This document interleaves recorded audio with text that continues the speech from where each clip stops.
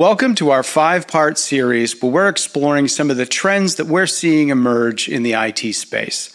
These videos are intended to be about 3 minutes with some information that we're seeing that might be useful to you as you explore some of the things that are necessary to maintain a good security posture and overall IT productivity.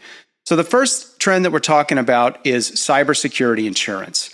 There are some changes on the insurance policies that you might encounter with your renewals and your applications that you need to be aware of. Essentially, insurance companies want you to do more. They always want you to be more healthy, and they always want you to, in the cyber world, do more to protect your security and your data assets. So the first thing we'll talk about that's trending is a new acronym, or it may be new to you, and it's EDR.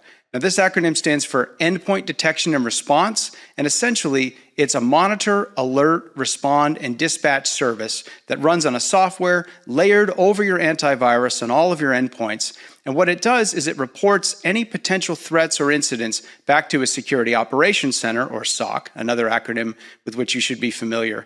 And that SOC will interpret the event. It will give an informed information report to the internal IT department, or it will inform your outsourced IT folks, and from there they'll have a good path towards resolving the threat or heading it off before it becomes a real problem.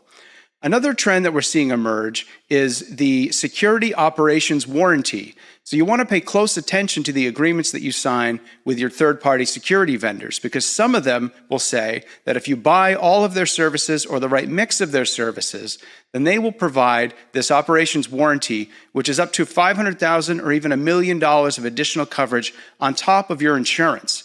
So these warranties will pay things like insurance deductibles. They'll help you with any sort of bodily harm or property damage or anything else that might be excluded from your traditional cyber insurance policy.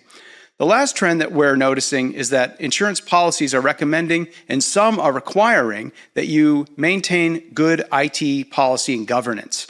Policies like business continuity plans. Not only the BCP is that important, but it also must include incident response provisions. So carefully craft your business continuity plan or review those of your vendors to be sure everybody's doing the right things. Another thing that you'll see emerging from a policy perspective is vendor management. There are a lot of threats that are introduced to networks through vendors that have third-party access. So you need to have good policy to govern that.